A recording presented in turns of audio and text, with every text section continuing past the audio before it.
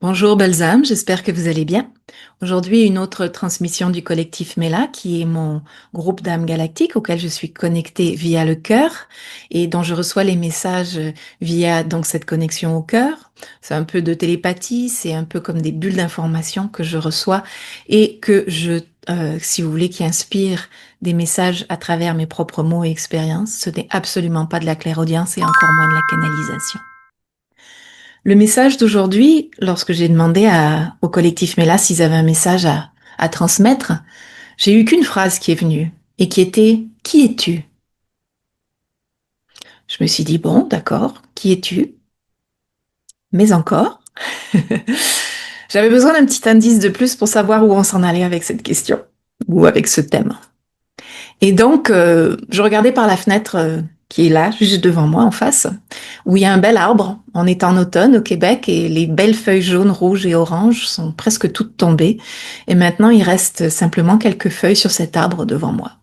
Et ça m'a servi de métaphore parce qu'en voyant cet arbre, avec ses deux, trois petites feuilles qui restantes sur les branches, j'ai compris le message du collectif Mela par rapport à qui es-tu. Et le message, en fait, il est tout simple.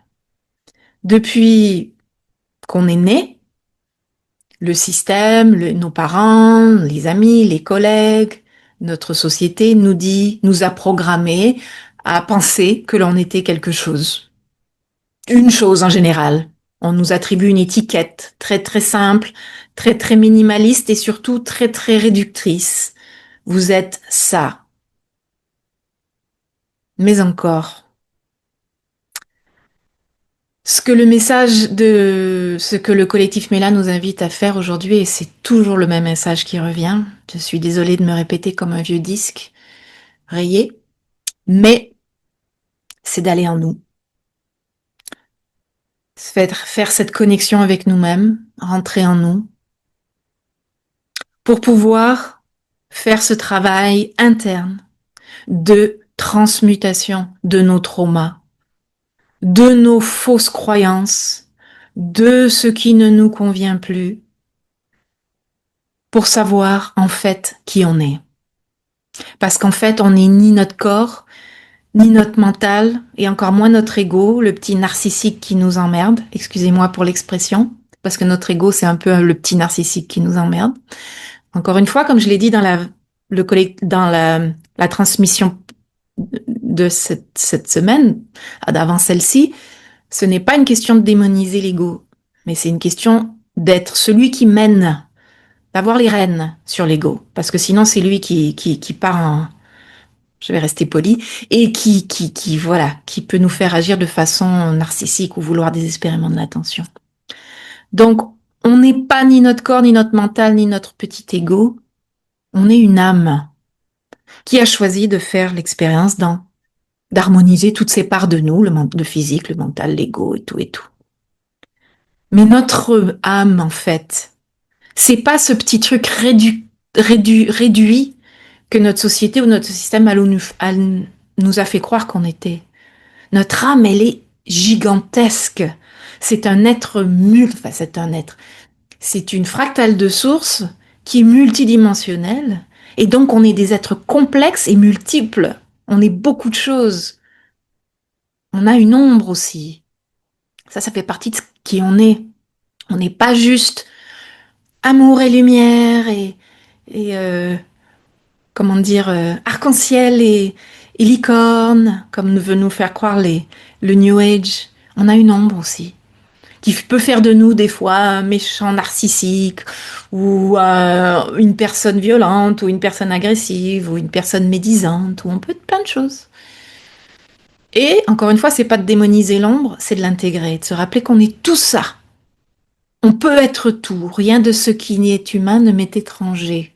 Je me souviens plus qui a dit ça. Je pense que c'est Socrate, mais je suis pas sûre. Tout ça pour dire que, en fait, on peut se rappeler que on est beaucoup plus que ce qu'on nous a fait croire qu'on était.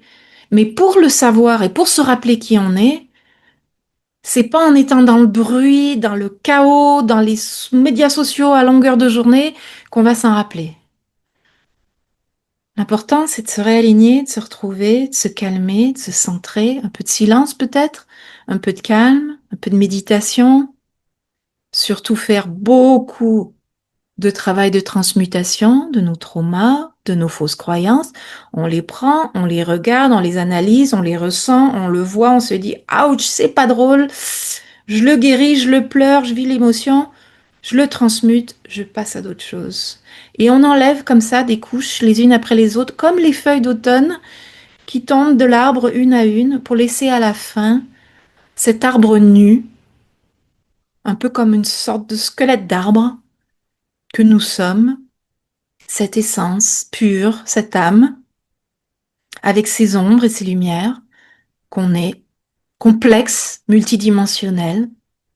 Et là, on sait profondément qui on est.